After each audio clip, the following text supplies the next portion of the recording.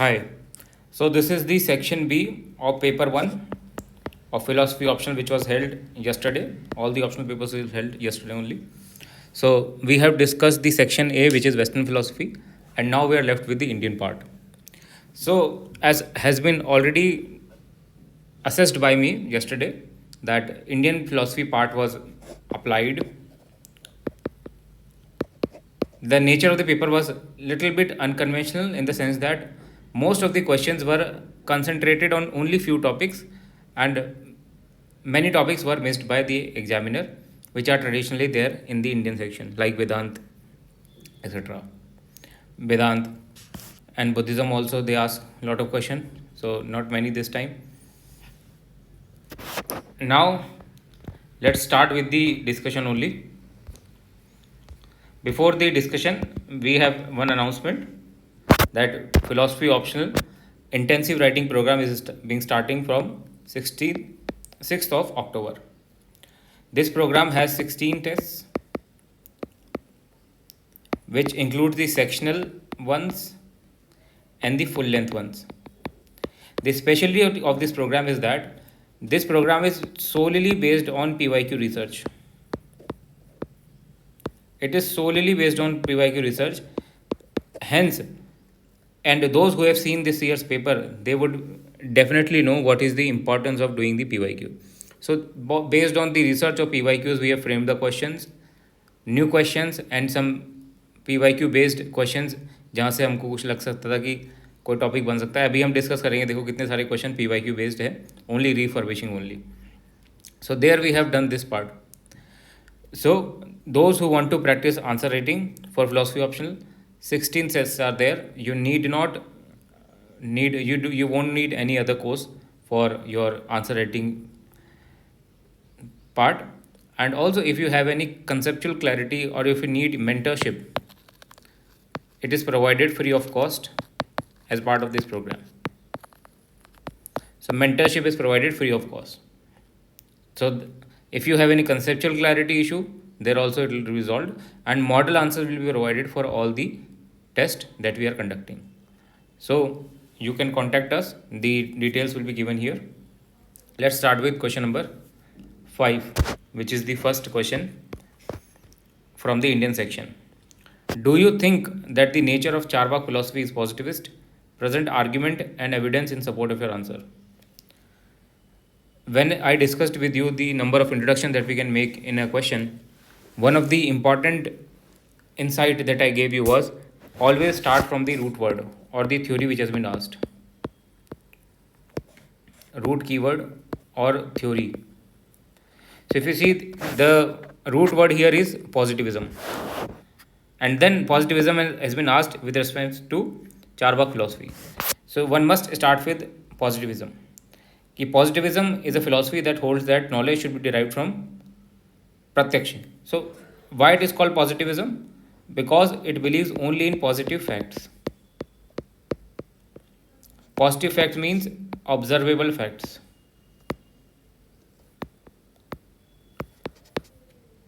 So you know that Charvak philosophy only believes in positive facts, only observable facts. Hence, positivism word has been used with respect to Charvak. And those who are positivists, definitely they will deny metaphysical speculation, abstract reasoning about the things which cannot be observed or tested. So this is a good introduction you have done with respect to positivism. Now in the linking line, you will say that the key to issue is whether Charvak philosophy aligns with the approach given its focus on empirical knowledge. So we have not said abhi tak. So some student will start, yes, Charvak philosophy is a positivist. No, Charvak philosophy is not positivist. Don't start with the direct yes or no. Start with the basic question, what is positivism? Then link it with Charvak philosophy. How there is a debate whether Charvak philosophy is a positivist or not. Now you come to Charvak. So Charvak argues that only Pratyaksh is the Praman. Pratyaksham in Pramanam. Anuman they reject. Ki Vyapti cannot be established. Anuman is a leap in the dark. Shabd they reject because Shabd again is a kind of inference only. Upman also they reject, and they strictly rely on the empirical observation. So you can deliberate more on this part. Inference को उन्होंने व्याप्ति base पे criticise किया, perception को क्या मानते हैं, transcendental entities को रिजेक्ट कर दिया. All this you can mention. ठीक है. There is a comparative study that you can do in logical positivism like AJ or Venner circle. You see that only positivism. Why they also use the word positivism? Because the validity of the metaphysical entities have been dismissed because they are not positive facts. They are not observable facts. They are meaningless in this sense. So Charvak also does this. So you can do comparative study here. Very good marks you can fetch by this. So because of this positivism, they reject Atma, Ishwar and all the compounds which are not observed. Like Akash also they reject. Then you can criticize Charvak philosophy in 1 or 2 lines and conclude that Charvaka actually relies much on empirical knowledge. So there is a skeptical view in this with respect to inference, and this, because of this skeptical view, the Charvaka's knowledge application has been reduced to very much extent. Because even in the scientific era, scientific knowledge, we accept inference, but Charvak does not believe in inference. Right? One can also compare with problem of induction. In this part, one can compare with problem of induction of Hume. So it depends which comparative study you want to do. But this is the structure. First of all, start with positivism, then Charvak linkage, comparative study. What it does with this positivism, it rejects metaphysical entities, criticism and conclusion. This has to be part. Now you can include 1 or 2 lines in every part, but parts have to be made so as to make your answer multidimensional. Multidimensionality answer में लानी चाहिए, इससे marks आपके boost हो जाते हैं. ठीक है. Don't beat around the bush, उसकी वहीं पे मत घूमो. Bring more perspectives. Question 2. 6 reason offered by Nyayikas to prove existence of self. Although these 6 reasons have nowhere been mentioned in the traditional sources, so this was a bouncer question. Nowhere, not even in Datta Chatterjee, not even in your C.D. Sharma, this have been not been mentioned कि existence of self के लिए उन्होंने क्या दिए. But still कुछ points वहाँ पे mentioned है. डायरेक्टली 6 पॉइंट तो नहीं लिखे, बट कुछ चीज़ें लिखी हुई है, जैसे कि प्रतिविज्ञा, रिकग्निशन के बेसिस पे. Then other points that we have, again because nowhere has been mention, student भी नहीं लिख पाएंगे, बट जितने भी लिख पाओ आपके तो आंसर आपको मार्क्स मिल ही जाएंगे. ठीक है. तो स्मृति के बेसिस पे मानते हैं, प्रयत्न के बेसिस पे मानते हैं, पुनर्जन्म की बेसिस पे मानते हैं, सुख दुख की बेसिस पे मानते हैं, ये सब मानते हैं चीज़ों को.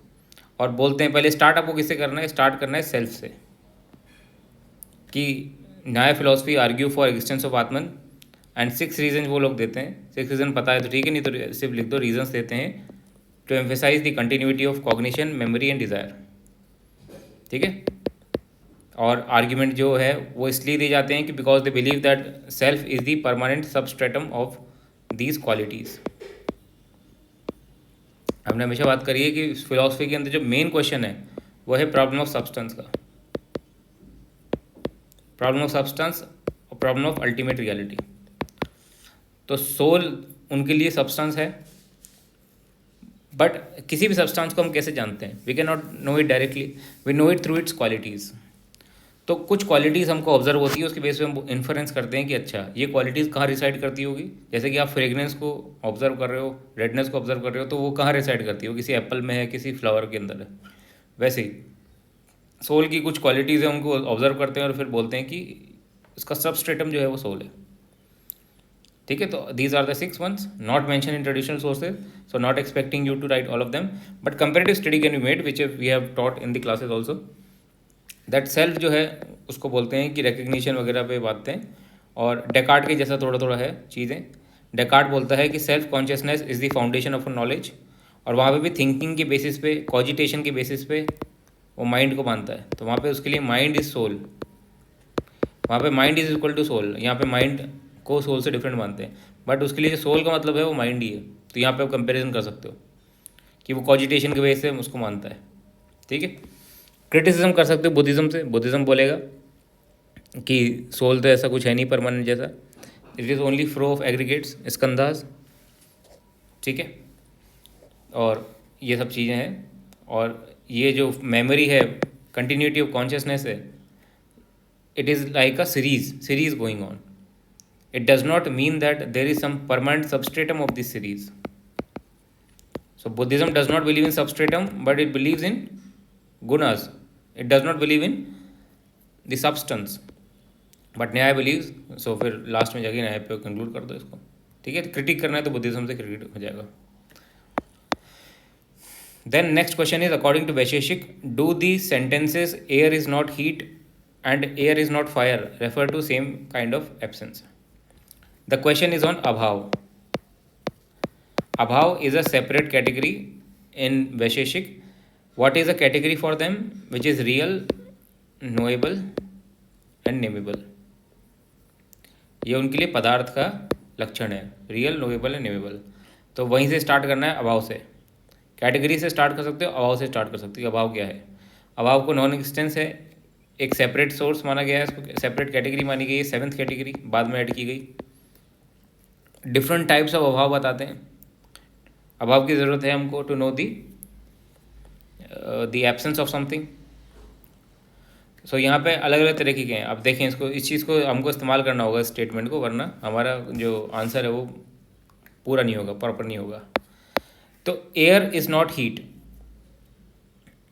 एयर इज़ नॉट हीट मतलब एयर कोई चीज़ है, उसके अंदर एब्सेंस ऑफ समथिंग है, नॉट हीट। तो heat is like a quality. तो हॉट एयर नहीं है तो कोल्ड एयर होगी, नॉर्मल एयर होगी, तो कोई क्वालिटी की एब्सेंस है उसके अंदर। और दूसरा है एयर इज़ नॉट फायर। यहाँ पे एयर अलग चीज़ है, फायर अलग चीज़ है। Air is different and fire is different. So it is not that fire is a quality of air, heat is the quality, heat is the quality of fire actually. So air is not heat, hot air भी हो सकती है, but air is not fire. Air and fire are different things. So first kind of absence is air is not fire is a kind of anjanya bhav, that is mutual non-existence. Air and fire are mutually exclusive substance, ठीक है, distinct entities हैं इनकी। And air is not heat, it is the absence of quality, the quality of heat in the air. It is kind of a atyant abhav, absolute non-existence. That property of heat is missing from the air. Unlike the mutual exclusion, यहाँ पे mutual exclusion नहीं है, hot air हो सकती है, but air is fire नहीं हो सकता कभी भी, कि air is something different, fire is something different, ठीक है। तो स्पेसिफिक एट्रीब्यूट की एब्सेंस है पहले वाले केस में। In air is not fire, there is a lack of a specific attribute and substance which can be added to the substance later. But in the first one there is a mutual, in the second one there is a mutual exclusion. तो two kind of अभाव are different, ठीक है। And then you can do the comparative study with Hegel. Hegel also says that to know something, to know the reality, negation is very important. So this concept of negation can be compared with Hegel's dialectical logic. Hegel says there has to be negation and negation of negation.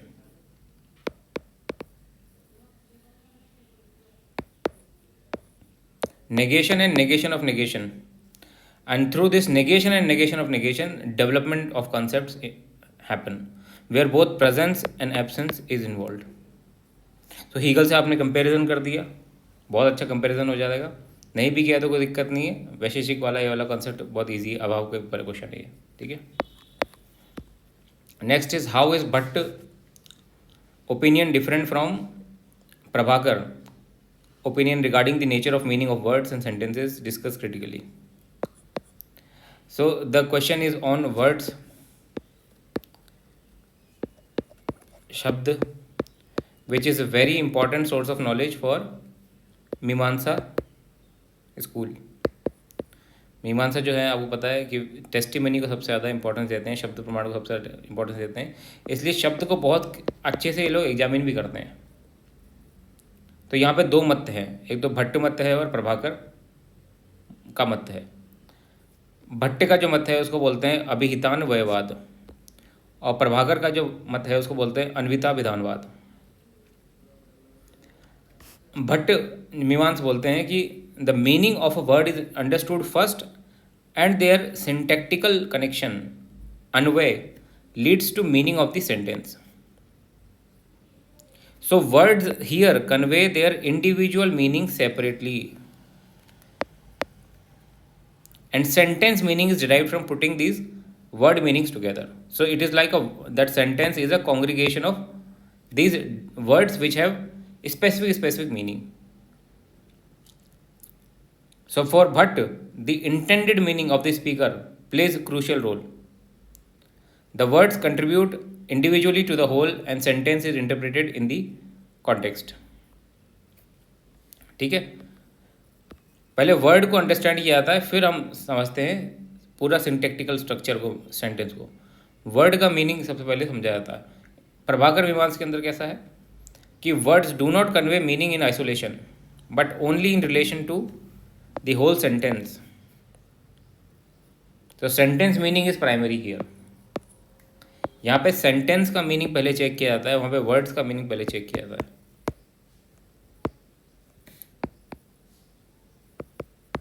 ठीक है, and words get their meaning only in the contextual linkage.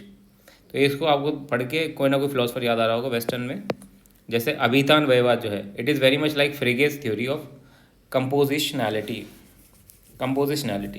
Meaning of a sentence is derived from meaning of individual words. ठीक है, Russell से भी compare कर सकते हो starting में, वैसे फ्रेगे ज़्यादा एप्ट है इसके अंदर। And sentence is like the accumulation of word meaning leading to a sentence meaning. अन्विता विधानवाद के अंदर the parallels later विटगेंस्टीन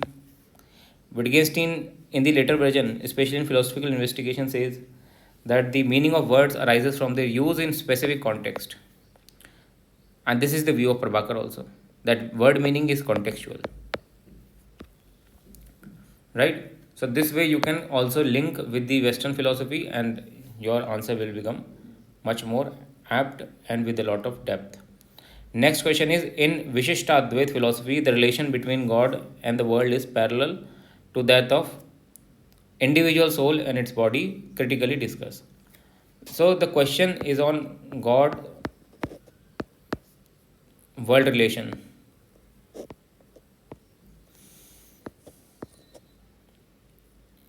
God world relation, and the parallel is drawn with soul and body. ठीक है, तो God is like the soul, God is like the soul and world is like the body of it. Here you can talk about the relation of Aprithak Siddhi, which is also mentioned explicitly in your syllabus, Aprithak Siddhi. तो विशिष्टाद्वैत के अंदर क्या है, this Brahman is the absolute reality but it is qualified with चित्त and Achit elements. तो यहाँ पे इसके बारे में पूछा है, एब्सोल्यूट और अचित के बीच में क्या रिलेशन है। रिलेशन कंपेयर किया गया है बॉडी और सोल के बीच। ठीक है, सो द जीव और अजीव they constitute the body of Brahman. Just as Jeev controls, pervades, sustains the body, so do Brahman pervade, sustain and control the universe. This is what he says. Right? And it is a very different view from the Advait. Advait के अंदर तो सीधे सिर्फ और सिर्फ ब्रह्मन ही है, non dualism है। यहाँ पे क्वालिफाइड नॉन डुअलिज्म है, विशिष्टाद्वैत है।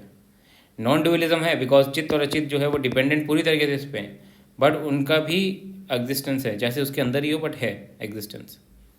अद्वैत के अंदर उसका भी एग्जिस्टेंस, उसका कोई एग्जिस्टेंस नहीं, अल्टीमेटली एग्जिस्टेंस भी एक चीज़ का ही है। ठीक है, सो दैट इज देयर। बहुत सिंपल क्वेश्चन है विच इज़ अबाउट अपृथक सिद्धि, तो आप उसको कर सकते हो। शरीरा शरीरी संबंध अपृथक सिद्धि संबंध के ऊपर सवाल है, इजी सिंपल क्वेश्चन। और इसको आप क्रिटिसाइज कर सकते हो कि it is different from the पृथक सिद्धि, जहाँ पे चीज़ों को इंडिपेंडेंटली माना जाता है। माधवा क्रिटिसाइज करते हैं सबसे ज़्यादा, तो माधवाचार्य सेज दैट द जड़ एंड जीव can not be inside the ब्रह्मन। तो फिर ब्रह्मन जो है वो लिमिट हो जाएगा, it can not be called as the proper reality, independent reality. और जो जीव और जगत के जो दोष हैं वो ब्रह्मन के अंदर भी लागू हो जाएंगे। तो Madhvacharya rejects this, even the post Shankarites they also reject this view. So that way you can talk about this aspect. Okay, so let's discuss the other question also very quickly. Model answer have been provided for this. Another question हम जल्दी से discuss कर लेते हैं. Let's say question number 6 है चार्वाका's denial of self as a transcendental category and Buddhist denial of soul. Charvaka का जो view है that is देहात्मवाद, भूता चैतन्यवाद. He says that चैतन्य विशिष्ट देह एव आत्मा, conscious body, conscious soul itself is the body. आपको उसके रीज़न बताए सारी बातें, क्योंकि परसेप्शन में मानते हैं, उनकी पूरी फिलॉसफी जो है वो डिपेंडेड है परसेप्शन के ऊपर. So their epistemology defines their metaphysical view. And Buddhism denial of soul is like denial of a permanent eternal soul. So they are like अनित्यवाद. बुद्धिज्म इज अनित्यवाद, अनित्य आत्मवाद. They do not accept any permanent unchangeable soul. They hold this 5 skandha, panch skandha as the reality, which themselves are changing. So they believe in the changing self, process theory of self, that all these skandha, if you look at the identity, there is no identity except these 5 skandha, रूप वेदना संज्ञा संस्कार और विज्ञान. और ये सारे भी कॉन्स्टेंटली चेंजिंग हो रहे हैं, इसलिए बोलते हैं कि सोल भी कॉन्स्टेंटली चेंजिंग है. तो प्रोसेस थ्योरी है यहाँ पे, वहाँ पे नो सोल थ्योरी है. डिफरेंस है दोनों के बीच में, ठीक है, डिफरेंस है दोनों के बीच में. बट कॉमन एलिमेंट क्या है कि दोनों ही रिजेक्ट करते हैं इटर्नल अनचेंजेबल परमानेंट सोल को. जो वैदिक कॉन्सेप्ट है सोल का, उसको दोनों ही रिजेक्ट करते हैं. सो स्टार्टिंग में अगर क्वेश्चन स्टार्ट करना है तो अनात्मवाद से कर सकते हो कि, या फिर कंपैरिजन से कर सकते हो कि ट्रेडिशनली पूर्व पक्ष की बात की थी हमने इंडियन फिलोसफी के अंदर, कि कभी भी आपको लगे कि कोई क्रिटिक वाली फिलोसफी पे क्वेश्चन आया है तो पूर्व पक्ष मेंशन कर दो कि इनसे पहले क्या बिलीफ सिस्टम था. इनसे पहले बिलीफ सिस्टम था कि soul permanent eternal unchangeable reality है. गीता का कोई आपको कोट याद है सोल के ऊपर तो वो लिख दो. फिर बताओ कि, क्योंकि 20 मार्कर है इसलिए सब हमारे पास लग्जरी है सब लिखने की. फिर इनका व्यू देखिए, you can conclude. How do two school of Buddhist philosophy reach opposite conclusion such as all things are void and all things are real from the same doctrine of dependent origination, that is प्रतीच्य समुत्पाद. तो ये बात हमने हमेशा की है कि प्रतीच्य समुत्पाद जो है वो सेंट्रल डॉक्ट्रिन है. सारी जितने भी बाद में स्कूल डेवलप हुए, कोई भी अपने आप को प्रतीच्य समुत्पाद से डिसोसिएट नहीं कर सकता, क्योंकि प्रतीच्य समुत्पाद से डिसोसिएट करना मतलब बुद्धा की फिलॉसफी से, कोर फिलॉसफी से डिसोसिएट करना. प्रतीच्य समुत्पाद कहता है theory of dependent origination, this being that arises. There is no phenomena in this world which is unconditional, independent or separate. Every phenomena, everything is related in a dependent origination manner. ठीक है, तो सब चीज़ dependent originated है तो कोई भी independent reality नहीं होगी, ये माना गया. तो जब अब यहाँ पे जब बात आ रही है कि how two schools of Buddhism, तो यहाँ पे टू स्कूल की किसकी बात हो रही है? ऑल थिंग्स आर वॉइड, ये माध्यमिका की बात हो रही है, माध्यमिका की बात हो रही है. ऑल थिंग्स आर रियल, ये वैभाषिक की बात हो रही है. ऑल थिंग्स आर रियल वैभाषिक की बात हो रही है. सर्वस्तवादीन हीनियनों के लिए इस्तेमाल होता है, क्योंकि वो बोलते हैं सर्वम अस्ति, सारी चीज़ें रियल है, ऑल एग्जिस्ट. तो वैभाषिक और ये दोनों डायगोनली अपोजिट हैं, क्योंकि वैभाषिक के लिए तो सारे फिनोमिना रियल है. ऑल धर्मास आर रियल, पास्ट प्रेजेंट और फ्यूचर. और वहीं पे अगर हम देखें जो स्वतांत्रिक है वो भी सर्वस्तवादन के अंदर आते हैं. उनके लिए पास्ट और फ्यूचर वाले जो धर्म है वो इन्फरेंस बेस्ड हैं, और प्रेजेंट धर्म जो है वो रियल है. किससे आते हैं वो चीज़ पे? वो आते हैं डिपेंडेंट ओरिजिनेशन पे, क्योंकि रियल की डेफिनेशन वो क्या बताते हैं? अर्थ क्रिया करित्वम कारणम लक्षणम सत. रियल क्या है वहाँ पे? Real depends on causal efficiency. वैभाषिकों ने कॉजल एफिकेसी के बेसिस पे रियलिटी को एक्सप्लेन किया है कि अर्थ क्रिया करित्वम,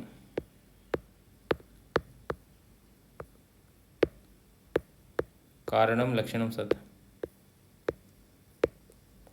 तो कॉजल एफिशिएंसी है ना, पर हर एक फिनोमिना के अंदर, हर एक धर्मा के अंदर अपनी कॉजल एफिशिएंसी है टू कॉज फ्यूचर धर्मा। It has the ability to change also, that's why they are set to be real, इसलिए रियल बताया गया है। तो पहले आप बताओगे कि रियल क्या है उनके लिए। उनके लिए रियल है which is causally efficacious. Causally efficacious something which has ability to change, that's why they do not believe in god, that's why they do not believe in any eternal substance, because eternal substance does not have the capacity to change, so how it can be causally efficacious। so इसलिए वो लोग all things are real पे आ गए। ये लोग all things are void पे इसलिए आ गए बिकॉज अगर डिपेंडेंट ओरिजिनेशन पे देखें हम तो कोई भी चीज़ इंडिपेंडेंट नहीं है। तो कोई भी चीज़ इंडिपेंडेंट नहीं है तो किसी का भी स्वभाव नहीं है कोई, हर चीज़ स्वभाव शून्य है। क्योंकि जब माध्यमिक का बात करता है, फिनोमिनल लेवल पे वो बात करता है हर चीज़ डिपेंडेंट ओरिजिनेशन है, रिलेटिव है, इसलिए उसका कोई इनहेरेंट कैरेक्टर नहीं है। इनहेरेंट कैरेक्टर तब होगा ना जब कोई इंडिपेंडेंट अनचेंजिंग चीज़ होगी। तो अनचेंजिंग चीज़ तो कोई है नहीं, तो उसका कोई इंडिपेंडेंट कैरेक्टर नहीं है, तो इसलिए उसको वॉइड कहा गया। बट इसके ओवर एंड बियॉन्ड इस स्वभाव शून्य, जिसको समृद्धि भी बोलते हैं, समृद्धि सत्य, इसके ओवर एंड बियॉन्ड पारमार्थिक सत्य भी है, जिसको उन लोगों ने प्रपंच शून्य बोला, प्रपंच शून्य। So first of all what you will do, first of all you will talk about प्रतीत समुत्पाद इन दिस क्वेश्चन, कि प्रतीत समुत्पाद की डॉक्ट्रिन क्या है, क्या कहती है वो। उसके बाद बताओ कि ये जो दो स्टेटमेंट है, all things are void and all things are real, these are concerning with due to different schools, Madhyamika शून्यवाद एंड योर सर्वस्तवादिन्स। माध्यमिकी का व्यू ये है कि since all things are dependent origination, hence they do not have any independent character, स्वभाव शून्य है वो। और वहीं पे जो वैभाषिक है वो बोलते हैं कि रियलिटी का क्राइटेरिया क्या है, रियलिटी इज अर्थ क्रिया करित्वम कारणम लक्षणम सत। तो जो चीज़ कॉजली एफिकेशियस है वो रियल है, तो धर्माज are causally efficacious, hence they are real. तो सेम डॉक्ट्रिन से, सेम प्रतीत समुत्पाद से दोनों अलग अलग कंक्लूजन में पहुँचते हैं। और ये क्वेश्चन हमने डिस्कस भी किया था सुपर 30 हमारे जो प्रोग्राम चलता है उसके अंदर भी, और वैसे भी हमने बहुत चीज़ को डिस्कस किया है। ये प्रतीत समुत्पाद जो है वो कोर डॉक्ट्रिन है। अगर कोई भी फिलॉसफी बुद्धिज़्म में उसके अगेंस्ट जाती है तो वो पूरी फिलॉसफी वो नल एंड वॉइड हो जाती है, क्योंकि बुद्धा की पूरी फिलॉसफी उस पर बेस्ड है, डिपेंडेंट ओरिजिनेशन पे, right. So this way you can answer, you can add more point also, but these are the crucial things which should come in your answer. ये क्रूशल चीज़ें हैं। नेक्स्ट क्वेश्चन इज ऑन भावबंध and द्रव्यबंध of Jainism. तो start किससे करना है, question का कोर टॉपिक है बॉन्डेज। तो स्टार्ट करना है बॉन्डेज से कि what is the bondage for them. Bondage को डिफाइन किया गया है तत्वार सूत्र 8.2 में। जीवा infected with passions takes up matter in accordance with its कर्म, साक्षात वाज जीवा पुद्गलानादते कर्मणो पुद्गलानादते सा बंदा। ये सूत्र है तत्वार सूत्र के अंदर। तो सबसे पहले तो इसी से स्टार्ट करना है कि बॉन्डेज क्या है, फिर बता दो कि डिफरेंट काइंड ऑफ बॉन्डेज की बात की है, भावबंध और द्रव्यबंध। भावबंध जो है वो साइकोलॉजिकल बॉन्डेज है, ये प्रिसीड करती है, दिस इज दी इनिशियल, सबसे पहले के लेवल पे यही होती है भावबंध। उसके बाद द्रव्यबंध होता है, मतलब पहले हमारे अंदर पैशंस आते हैं, उसके बाद मैटर जो कार्मिक पार्टिकल्स है वो आते हैं। पैशंस पहले जनरेट नहीं होंगे। कौन से passions, anger, greed, pride, delusion, ये डिफरेंट काइंड ऑफ पैशंस है, ये अट्रैक्ट करते हैं उस कार्मिक पार्टिकल। तो ये इनका आना ही भावबंध हो गया, इनका भाव आना इज भावबंध, इट इज साइकोलॉजिकल बॉन्डेज। और उसके बाद साइकोलॉजिकल बॉन्डेज के बाद आती है द्रव्यबंध। तो फिर इसको हम कंपैरिजन उससे भी कर सकते हैं बुद्धिज़्म से, कि वहाँ पे भी बात की गई तृष्णा की। तो वो भी बोलते हैं कि पहले भव तृष्णा होती है फिर द्रव्य तृष्णा होती है। फर्स्ट देर इज भव तृष्णा एंड देन देर इज द्रव्य तृष्णा। So comparison with Buddhism can be there, भव तृष्णा एंड द्रविड़ कृष्णा. Then you can come to the मुक्ति वाला पार्ट, बिकॉज बॉन्डेज मेंशन किया है तो लिबरेशन की मेंशन करोगे. So if bondage is association with particles, karma particles, this pudgalas, then liberation is disassociation, and in disassociation they talk about somewhere and nirjar. तो वो सिर्फ शॉर्ट में mention कर दो. और लास्ट में if you want to conclude that कि according to saint Umaswati, जिसकी हमने बात की कई बार, कि this liberation is a combination of 3 things: सम्यक दर्शन, ज्ञान, चरित्राणी, मोक्ष मार्ग. इस तरीके से आप इसको एंड करो. But compare with Buddhism also, कि वहाँ पे भक्त तृष्णा और द्रव्य तृष्णा की बात हुई है. Psychological bondage and material bondage. So this way you can answer this question. Now the next one. Present the view regarding evolution of nature as propounded in Sankhya Karika. Difference between buddhi, mahat and ahankar. So very easy question. प्रकृति परिणामवाद के ऊपर. प्रकृति परिणामवाद. And there are in total 25 elements. Except पुरुषान प्रकृति there are 23 elements. सबसे पहले आता है महत. महत आता है जो कि होता है यूनिवर्सल एलिमेंट कॉन्शियसनेस. उसका फिर इंडिविजुएशन होता है अहंकार के अंदर, आईनेस. ठीक है. और आप देखोगे कि जो योग दर्शन है उसके अंदर जो चित्त शब्द का इस्तेमाल हुआ है, it is collective of this. और ये माना गया है कि जब तक चित्तवृत्ति की निरोध नहीं होगा, liberation will not be attained. So you can Sankhya Karika में you can mention the diagram, 25 elements के डायग्राम ड्रॉ कर सकते हो. You can talk about this महत एंड बुद्धि, दैट महत is the universal principle, the first evolute, and अहंकार is the individuate, because universal can not know anything. कोई universal नहीं जान सकते आप इंडिविजुअल होके जान सकते हो चीज़ों को. ये पूरी इंडियन फिलॉसफी में बोला गया है. जब अरविंदो स्टार्ट करते हैं, बताते हैं कि इन्वोल्यूशन क्यों हुआ. इन्वोल्यूशन इसलिए हुआ कि जो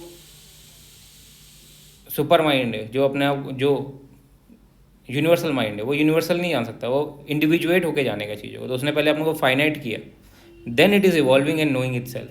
it is very much like कि जो हीगल बताते हैं कि it is the return of the spirits to itself. तो स्टार्टिंग में क्या होता है, एवोल्यूशन में ये चीज़ें आती हैं और इनको जो है चित्त से कंपेयर किया गया है. You can talk about them. वैसे तो इजी क्वेश्चन है, बहुत ही डायरेक्टली नोट से आया हुआ है, इसमें कुछ डिफरेंसेस है नहीं. सो you can mention that part. Criticism भी हो सकता है. क्रिटिसिज्म होगा अद्वैत वेदांत से, शंकराचार्य द्वारा. ठीक है. शंकराचार्य जो बोलेंगे कि भाई if you on the one hand you say that Purusha is Nitya Mukta, then how this evolute can come? And these evolutes have element of consciousness. Prakriti is unconscious, so how can conscious element come from the unconscious? So these are the number of criticisms that you can mention, and the subsequent inconsistencies that develop in the philosophy of Sankhya. Next is, as long as changes and transformation keep taking place in the mind, there will be reflection of self or Atman in them, which will assimilate itself with respect to, in the absence of discrimination. In the light of our statement, present a review of salvations of योग दर्शन. तो simple, पहले question का ही it is like a logical corollary. पहले ही हमने बात कर ली इसकी कि चित्तवृत्ति निरोध पे है ये क्वेश्चन.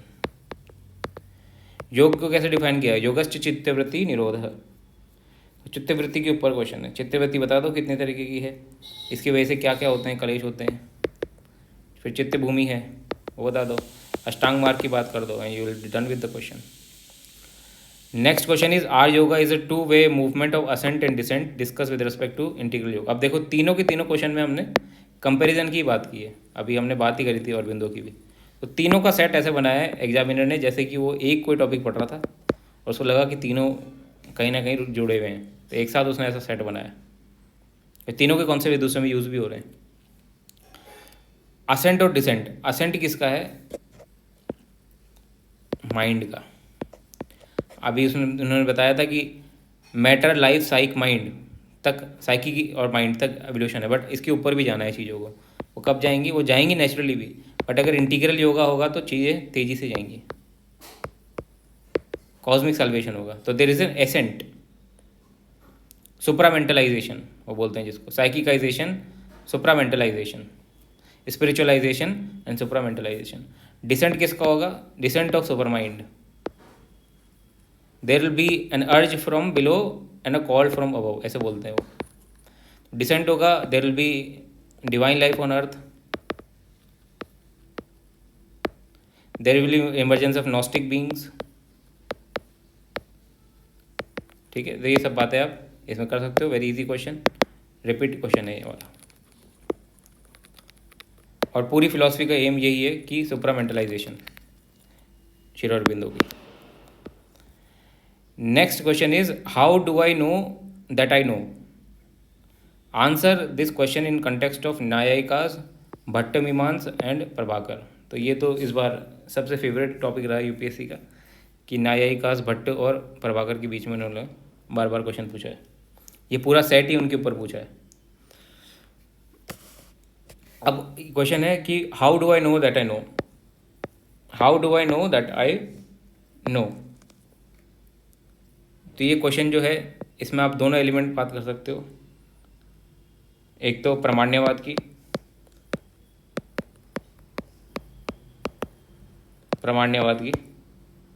कि स्वतः प्रामाण्यवाद, प्रतः प्रामाण्यवाद।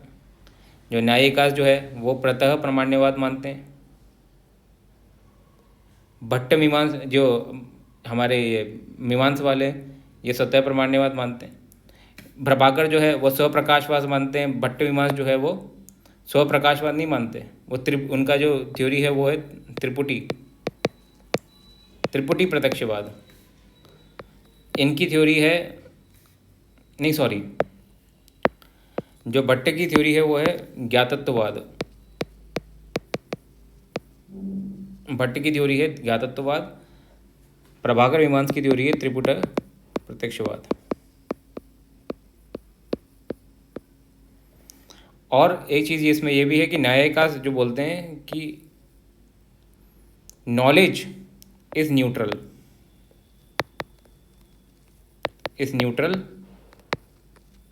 नॉलेज के ऊपर क्वेश्चन है, प्रमा के ऊपर, ये बेसिकली प्रमा। And you can also talk about अप्रमा। अप्रमा क्या है उनके लिए? तो नॉलेज इज न्यूट्रल एंड जो इसकी वैलिडिटी है it comes from outside, the outside of correspondence. And the test of this knowledge is संवादी प्रवृत्ति। Test of this knowledge is संवादी प्रवृत्ति, that is fruitful activity. So if knowledge leads to fruitful activity, it is a valid knowledge. If there is correspondence, then it is valid. Whereas the Prabhakar says त्रिपुटी प्रत्यक्षवाद, ज्ञाता ज्ञेय ज्ञान तीनों का illumination हो जाता है, सेल्फ लुमिनोसिटी है नॉलेज के अंदर। तो सेल्फ जो है वो नॉलेज जो है स्वप्रकाश है, स्वतः प्रामाण्यवाद है। भट्ट मीमांस के अंदर चीज़ें इन्फर होती हैं। वो बोलते हैं कि नॉलेज को है हम इन्फ्लुएंस के थ्रू जानते हैं, हम डायरेक्टली नहीं जानते इसको। जैसे कि वो एग्जांपल लेते हैं कुक का, राइस का, कि जब राइस जो है वो कुक हो जाते हैं तो हम इन्फर करते हैं कि there is a cook who has cook the rice. So it is not self luminous, it is ज्ञातत्ववाद, it is inference, through inference we know. ठीक है, तो इस तरीके से आप इसको कंक्लूड, मतलब इसको एड्रेस कर सकते हो इस टॉपिक को। Second question is, a candidate who has never seen studying during the daytime secures a high rank in the competitive examination. How would Bhatt Mimans and Nyayikas explain success of this candidate? So question है ये अर्थापत्ति प्रमाण के ऊपर। हम लोगों ने जो classical example है वो है देवदत्त का। इसमें क्लासिकल एग्जाम्पल है देवदत्त का। देवदत्त का एग्जाम्पल ये आता है कि देवदत्त जो है वो दिन भर कुछ नहीं खाता, मगर देवदत्त मोटा है। तो जो दिन भर कुछ नहीं खाता मोटा है, तो हम क्या इसमें इम्प्लीकेशन ड्रॉ कर सकते हैं? इम्प्लीकेशन ये ड्रॉ कर सकते हैं कि वो रात में खाता होगा। He must be eating during the night time. if he does not eat anything during the daytime and still he is going fat, then we can postulate that he is eating something during the night time. Otherwise, he will not go fat. तो जो भट्ट मीमांस है वो तो मानते हैं अर्थापत्ति को as a separate source of knowledge. अर्थापत्ति को सेपरेट सोर्स ऑफ नॉलेज बोलते हैं और इसको डिफाइन भी करते हैं कि टू कॉन्ट्रडिक्टरी फैक्ट्स, दो कॉन्ट्रडिक्टरी फैक्ट्स के बीच में एक हम पॉस्टुलेट ड्रॉ करते हैं to make them complement, to make them coherent. जैसे कि हमने यहाँ पे एक फैक्ट ड्रॉ किया, a candidate who has never been seen studying during the day time scores high rank. तो दिन भर वो नहीं पढ़ता तो रात को पढ़ता होगा जब भी उसके नंबर बने, वरना बिना पढ़े तो नंबर आते नहीं है. We know this fact. तो भट्ट मीमांस जिसको बोलेगा अर्थापत्ति. न्यायिकास बोलेंगे कि अर्थापत्ति जरूरी नहीं है, अर्थापत्ति इज नॉट अ इंडिपेंडेंट प्रमाण. अर्थापत्ति can be reduce to categorical syllogism, sorry, your disjunctive, categorical syllogism and disjunctive reasoning.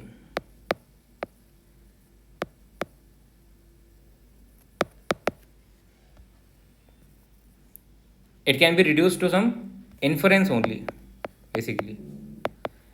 न्यायिकास जो है वो अर्थापत्ति को इन्फरेंस पे रिड्यूस कर देते हैं, बट भट्ट मीमांस बताते हैं कि नहीं, there is in inference there are 3 terms.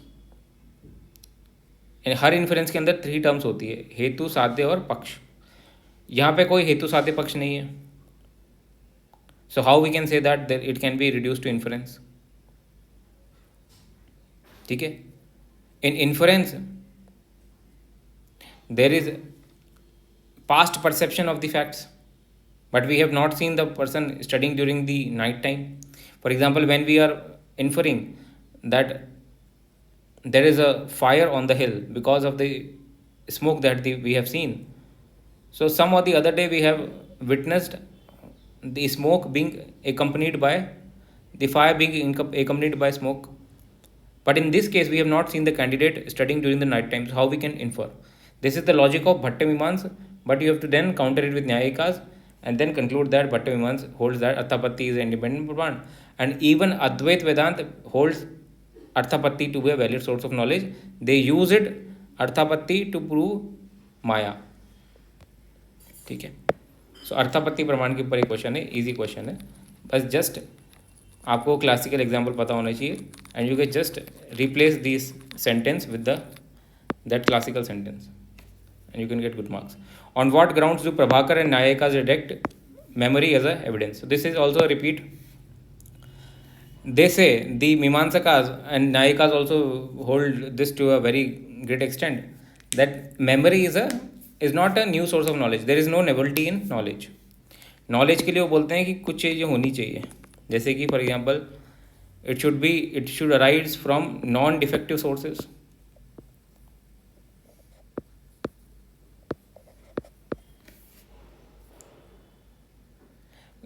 There should not be any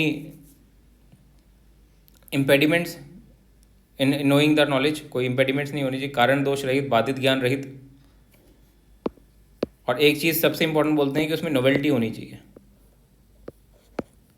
तो मेमोरी के अंदर कोई नोवेल्टी नहीं है. मेमोरी के अंदर पास्ट चीज़ों की रिफर्बिशिंग हो रही है. There is no new fact that you are getting. So memory is not a valid source of knowledge for the Mimamsaka and also the न्यायिकास, क्योंकि नोवेल्टी एक बहुत बड़ा एलिमेंट है उनके लिए, नॉलेज के लिए. तो नोवेल्टी वाला एलिमेंट मेमोरी के अंदर प्रेजेंट नहीं है. ठीक है. तो एविडेंस के तौर पे वो ये बोलेंगे कि पुरानी जो नॉलेज है वो जो हम जो मेमोरी है वो मेमोरी हमको पुरानी नॉलेज ही वापस से रिफर्बिशिंग कर रही है. There is nothing that we are getting new. And knowledge जो है उसके अंदर नोवेल्टी हमेशा होनी चाहिए. So that is there. बहुत ज़्यादा आर्ग्यूमेंट्स नहीं है इसके अंदर, तो 15 मार्कर में भी थोड़ा सा प्रॉब्लम हो सकती है. But even if you are writing 2 pages that's also sufficient if you are meeting the demand of the question. सबसे पहले तो ये लिख देना इस क्वेश्चन के अंदर कि वो 4 जो क्राइटेरिया है प्रभाकर के लिए, और न्यायिका जो है वो करस्पॉन्डेंस पे आती हैं, करस्पॉन्डेंस एंड फ्रूटफुल एक्टिविटी पे।